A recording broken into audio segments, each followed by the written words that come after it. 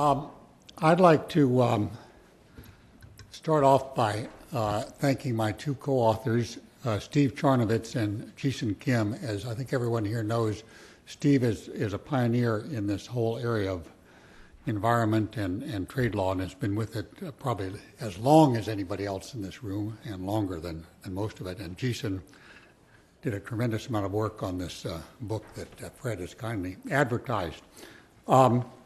Trevor, in his remarks, teed up a lot of questions for us, and to be honest with you, we won't answer them all today, or I won't try to answer them. We are having an event, as Fred mentioned, towards the end of the month, either March 30th or 31st, where we will go into much more detail on the WTO system and the trading rules and how they bear in this interaction.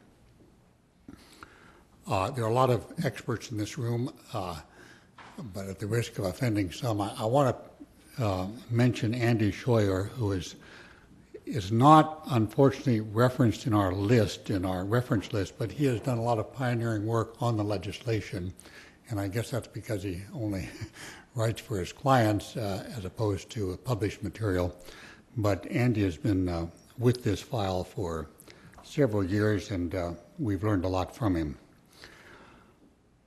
Let me pick up or start with the kind of the question which the last session ended with, and kind of why is this important?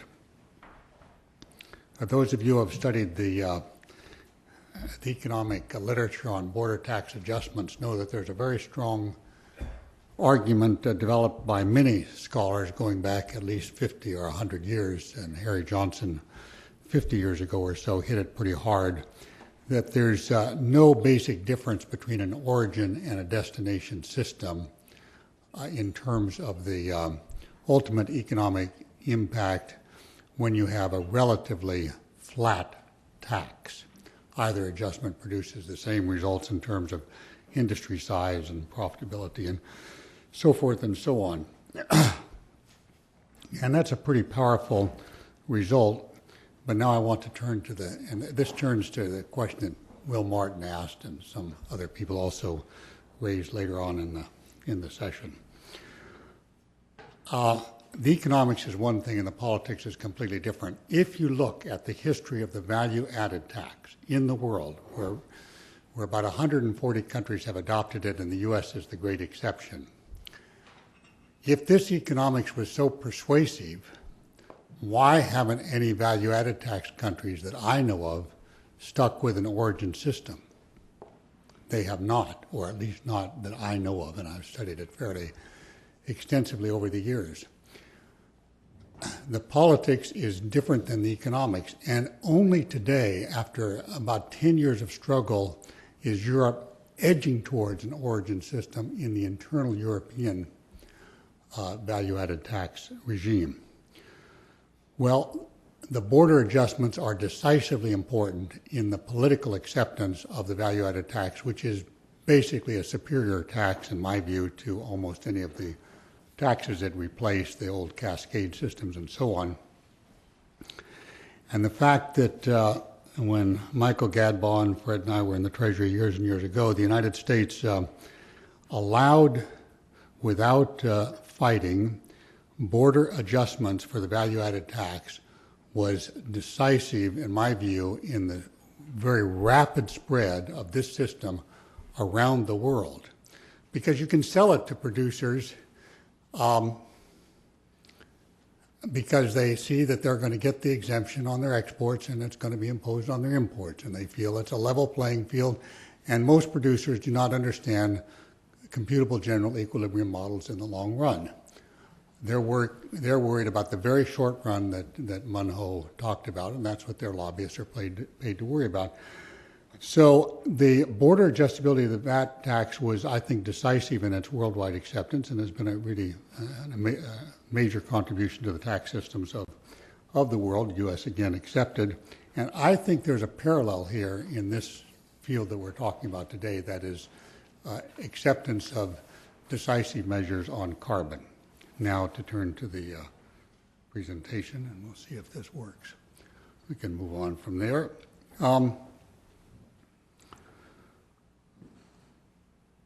Before turning to this slide, and I think all this covers pretty much things that people here know and we've already talked about.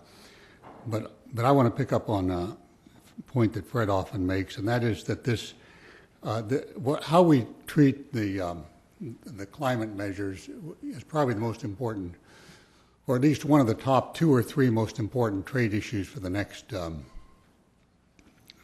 several years. This will really shape the trading system, and it has the potential for doing it well or poorly.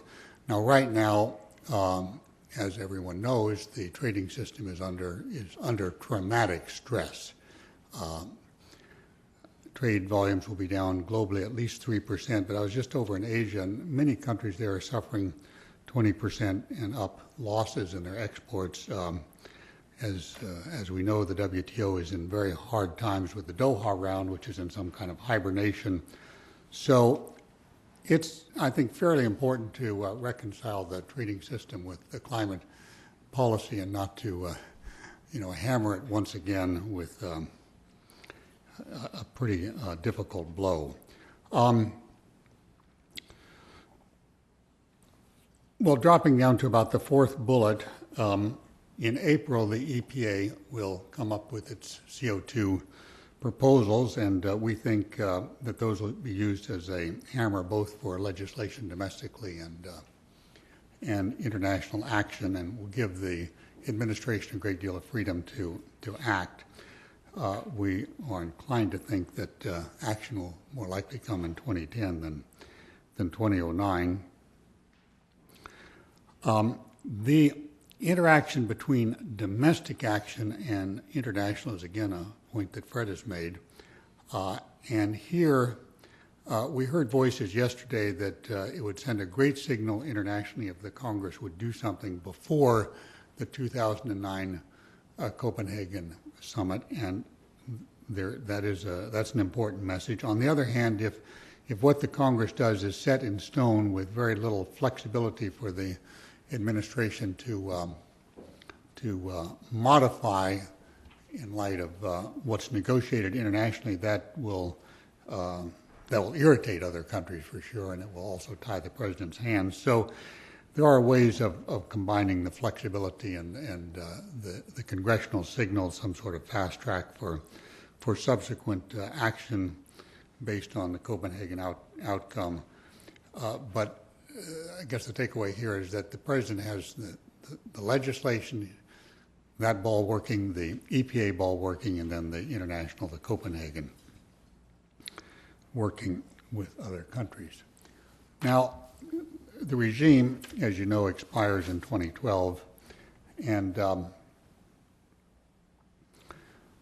other people in the room, Jake Worksman and others, are more familiar with how this vast party is going than I am, but I think it will be a major achievement if the countries in Copenhagen or shortly after are able to agree on targets and timetables, and particularly some responsibility for the year 2020. I think Bernice said, but somebody did say that each country will be left free to choose its own methods, and I think that is correct. And I would be surprised, and I think it'd be very difficult for the UNFCCC and its deliberations to get down into the detail of the interaction with the trading system. And I think the WTO, inspired or informed by what the UNFCCC reaches, would be a better forum for dealing with the interaction between the climate change regimes which are being created and the trading system. Now, Pascal Lamy has taken this quite seriously, and one thing that is actually on the table in the Doha round, again, like everything else, it's moribund at the moment, but is to define a category of environmental goods and revise the tariff schedules downwards, that is, try to get the tariffs to zero on those goods. And perhaps some talk along the lines of what Trevor said of sectoral agreements, though that has run into some difficulty even in the UNFCCC. Now, the last session talked a lot about competitiveness issues. So all I would emphasize is the difference between leakage and leverage. Leakage is what obviously individual industries are worried about, but leverage is also something that the United States will be worried about, since all the growth of CO2 emissions in the future, not all of it, but 80% of it or 90% of it is in developing countries, non-Annex I countries. And Trevor did run over a number of ways that leverage can be done. However, if you need some more inspiration on that, Kim Elliott and Jeff Schott and I have published the third edition of Economic Sanctions Reconsidered, and there's no reason you can't, really broaden the list. You don't need to stop with traded goods, textiles, and so forth. If you really think that you want to use leverage in an economic sense, the tools are vast, but of course the scope for recrimination and non-cooperative outcomes is equivalently vast. Now,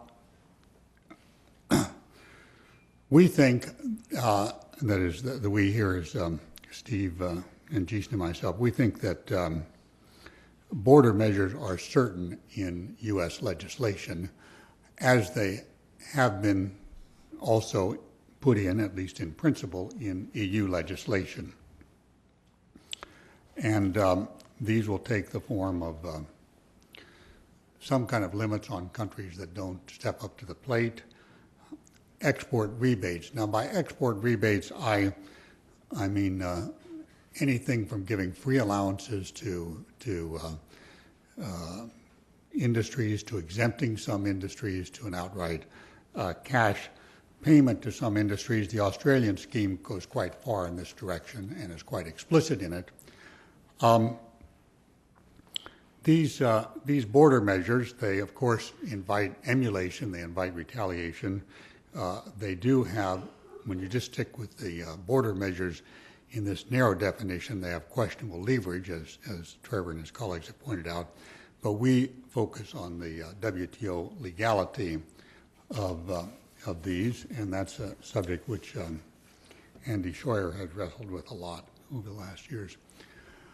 Our view is that virtually everything, and you saw that long panel that was put up by Munho in his presentation. You can get it on the website. Virtually everything which has been proposed here or abroad can be questioned under existing WTO jurisprudence. Now, question doesn't mean that it's necessarily inconsistent with the WTO, but there's a lot of gray area there. And remember that the WTO in this realm is informed by the GATT, and the GATT rules that mainly deal in this area were written, 50 years ago or 30 years ago in the case of the Subsidies Code, and a long time ago, before environmental issues generally and climate change specifically was even on the agenda. So those rules being applied are being applied in a very different context. But as we go through the rules, and we'll go through them in more detail in our subsequent launching of the book later this month. But there are a lot of questions that can be raised within the WTO, and the most relevant provisions are the ones that I've signaled at the bottom of this slide. There's GATT Article 1, Most Favored Nation, fundamental principle of the GATT, the WTO system. I read John Jackson, or just remember what you've already written yourself. So that really means that when you kind of have some special measures directed against China or India or anybody else, you're square up against this MFN principle. There's the tariff schedule, where we've bound our tariffs, and then you start talking about import measures. Well, do they conflict with the bound tariffs? Now, our bound tariffs in this country are very close to our applied tariffs. In fact, they're identical in probably 95% of the cases. So you get into the question of are you violating your bindings? There's the national treatment principle, which Trevor alluded to, and basically it's this: if you have some CO2 footprint tax or charge or permit, whatever, applied to foreign goods, are you really measuring the carbon in the same way that you'd measure nationally? And when you have national producers, 6 different national producers with different footprints, which one do you match up with the foreign one? Those are some of those troublesome issues that Trevor was mentioning. There's the quantitative restrictions. That comes up whenever you talk about performance requirements. So CAFE standards raises this, but any other performance standards, a certain amount of CO2 per ton of aluminum or steel or whatever, that's a performance standard, and then applying that on imports runs into Article 11. And then I'll come to general section in a moment. Then we have the agreement on subsidies and countervailing measures, which tries to articulate what subsidies are and what they aren't. But as Steve Charnovitz has pointed out in our book, it's not so clear that giving a permit to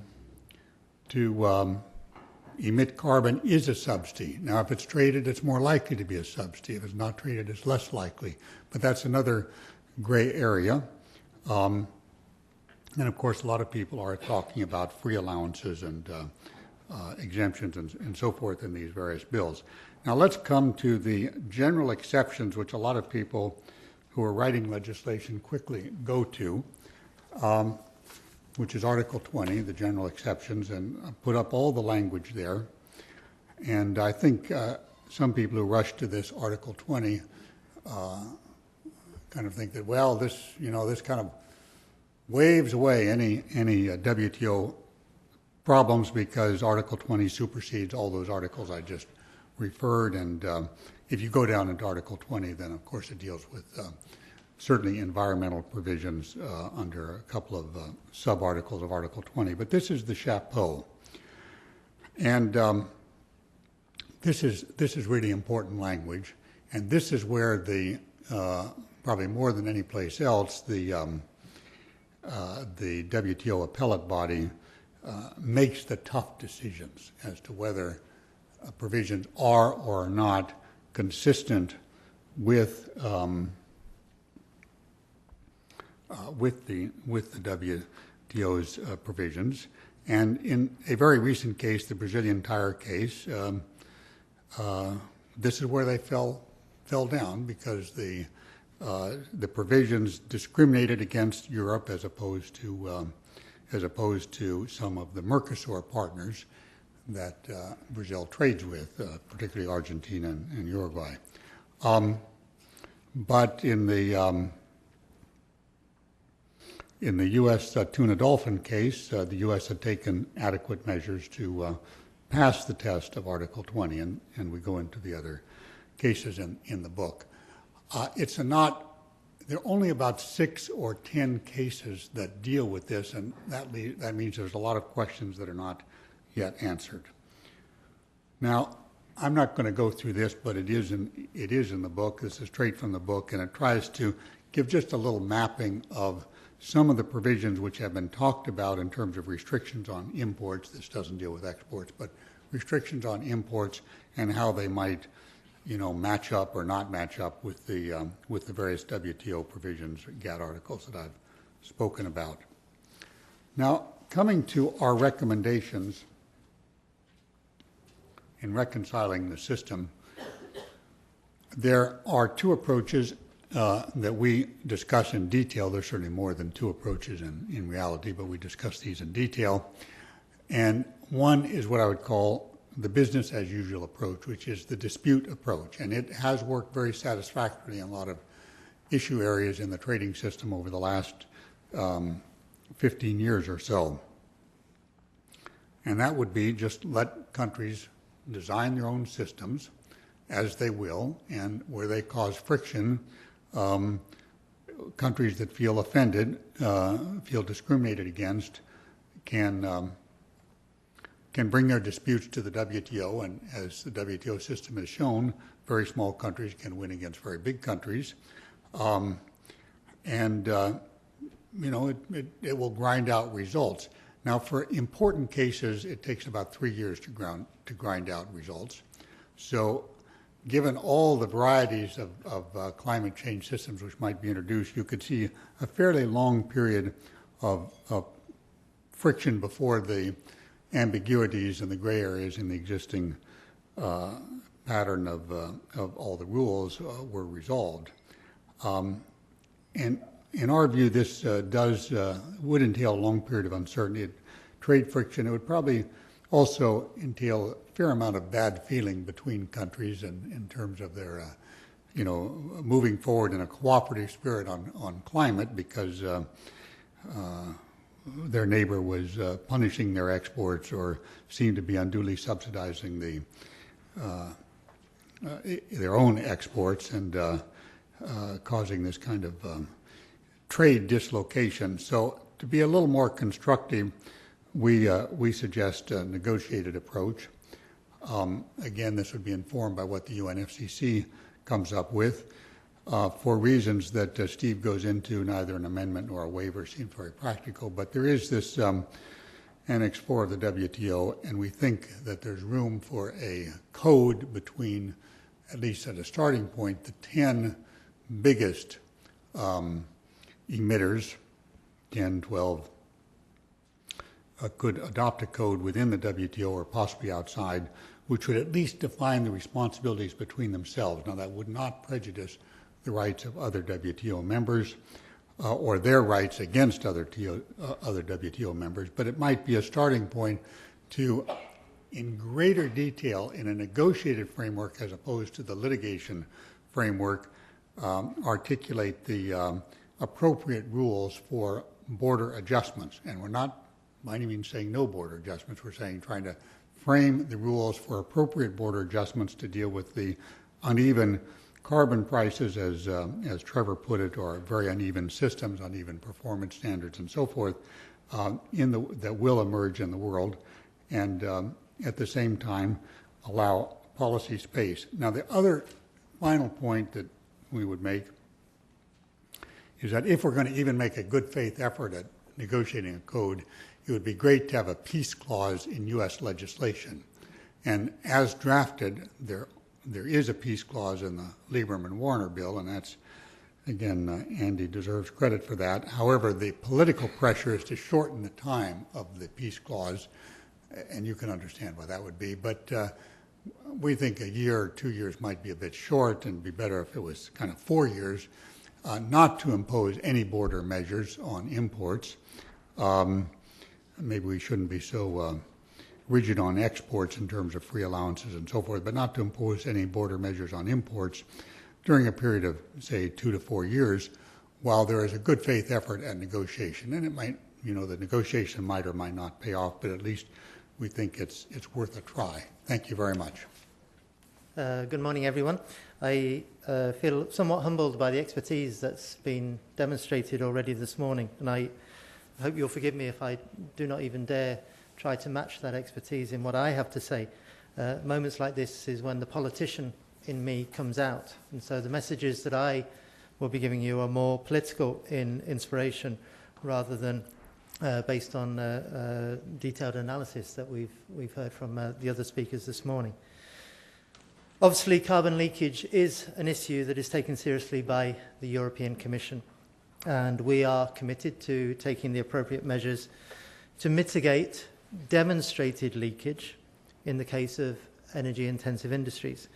That is why our climate and energy package envisaged a review of the situation regarding carbon leakage in the light of the outcome of international negotiations. That was the European Commission's proposal. Thomas indicated the way the European Union works a little bit. Pleased to say that both the Council of Ministers and the European Parliament supported the European Commission in that approach and in the package that was adopted just before Christmas. And so border measures remain part of our toolbox, but not, as far as we're concerned, for any decision at this stage. We need to make a careful assessment about the need and scope for measures to address carbon leakage and the effectiveness and feasibility of the various instruments that are available, such as free allocation, such as border measures, or the possibility of international sectoral agreements. Let me say that as regards the border measures, we consider a decision on the design and possible use of those measures is premature at this stage, before knowing the outcome of the UNFCCC negotiations. And secondly, there are issues that are important from a political or an economic or legal standpoint that could arise from the use of these measures. Let me address the WTO compatibility issue, and as I say, there are people who have far more expertise in this than I do. But our analyses suggest that it is a challenging task, to say the least, in the absence of a broad international climate agreement, to design border measures that will be compatible with the WTO as it stands. As has just been mentioned by Gary, to start with, any such measure that differentiated between countries would directly violate, in our analysis, the basic WTO rule in Article 1 of Most Favoured Nation treatment. Some have argued that Article 20 of WTO, which addresses protection of human and animal life or the conservation of resources, could be used as a justification for measures pursuing environmental objectives, provided that the discrimination in the measure is limited to the objectives set out in that article. But the requirements attached to that article are challenging to meet and far from clear-cut. For the use of this provision, the WTO member is required to be able to demonstrate clearly that the measure is necessary for or related to the objectives regarding human or animal protection or conservation of resources stated out in the article, and that the violating aspects of the measure have a material link to that objective. And then secondly, that the measure does not introduce arbitrary or unjustifiable discrimination between countries in comparable situations. For the moment, I have to say that the European Commission considers that it will be more difficult to defend a unilateral measure than a measure that is linked to or based on an international agreement. And ideally, any such measure should be intimately linked to the future international climate change regime. But let me deal with what we consider are the more important issues of the political and economic considerations at this time. We need to consider the actual effectiveness and the potential side effects of any such measures. Firstly, border measures would conflict with the generally supported thrust of trade liberalisation, and as has been said, bring out the risk of trade retaliation. And as far as our constituents, our stakeholders in Europe is concerned, their biggest concern is to avoid anything that would lead us down that road. The major representative business organisation in Europe, Business Europe, is very clear that they do not wish to go down this road. Moving on, the differentiation made between developing countries is, as you will appreciate, especially significant and difficult. At this point in time, the type of action that developing countries, including the major ones like China and India, that they should take in a future climate regime is the subject of the ongoing international negotiations. And we hope that we get to an agreement in December in Copenhagen. But as far as we're concerned, any signal at this stage that the European Union is envisaging unilateral and prior determination on such issues would be disruptive of the international negotiations on the key objective of securing an agreement on climate change policy. So a careful balance would need to be found on the application of the various principles that apply under WTO of special and differential treatment, or under UNFCCC of common but differentiated responsibilities, allied with the need to develop an effective international action to combat climate change. And for the moment, although this is not the kind of news that will make page one of any newspapers, we are not interested in the European Union in preempting that discussion. As I have intimated, with the Commission's suggestion, it is clear that such measures are part of our consideration and may one day be developed, should negotiations fail. But our feeling is that it would be an unnecessary and too early development of such measures, and it would be counterproductive and exposing risks of WTO incompatibility, and crucially as regards the objective of securing international agreement, of antagonizing and enhancing resistance by partner countries, in particular developing countries and emerging economies, to make the kind of commitments that we in the European Union are hoping that they will commit to, and I'm sure that the United States as well. Whether we sought the role or were handed it, the European Union is perceived in climate talks as playing a leadership role. And we are seeking to build bridges with, in particular, the emerging economies. So a decision at this stage for us on border measures, even if we say that they will not kick into play for another 10 years or something like that, would put us on a collision course with those emerging economies. And our concern is that we wish to continue playing a bridge building role, and we would recommend this approach for all developed countries, and including the United States, of course. Those are the political considerations. There are obviously the economic considerations. The possible retaliation would have economic repercussions on EU exporters, and that is one of the reasons why the business community in the European Union is very wary of going down the road of any kind of border tax regime. The economic implications of border measures would by themselves require further analysis. Thomas has mentioned that the Commission has done some preliminary analysis, and I would insist it is very much preliminary at the moment.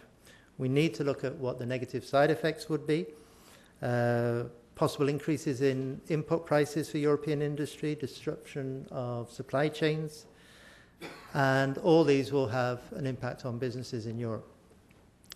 Trade would be diverted. There would be changes in what is perceived as being something that is protective. Might find that you will see emerging economies move from low processed goods to high processed goods as a way of avoiding the border measures, because the measures would apply mainly to the low processed goods. And that will have an impact as well. And a variety of different measures, if there were a variety of unilateral measures which are introduced by different countries, would make compliance burdensome for traders at the very time when what we're trying to do is to relieve burdens from industries and employers for the sake of the economy. Of course, further analysis of the effectiveness of such measures in lowering global emissions themselves would be necessary. Unilateral measures could simply divert the high emission exports to other markets without lowering the global emissions, and exacerbate both trading difficulties and the fight against climate change. So to summarize my introductory comments and the thrust of my comments all in all, given where we are today, the European Commission considers that the best way to minimize carbon leakage is, in fact, to have a meaningful international climate change agreement. And that is why the EU is committed and is currently concentrating on the negotiations in the UNFCCC. And I just leave the parting message that it remains a concern, but rather a potential concern rather than an immediate concern to address these issues. And we will look at them. But after having found out the real scope and extent of the problems that is demonstrated over the coming year as we do this. But crucially, the timing of that review will be after the Copenhagen negotiations, so that our analysis can be fully informed by the commitments of the European Union, commitments of other developed countries, and crucially of developing countries as well. Thank you.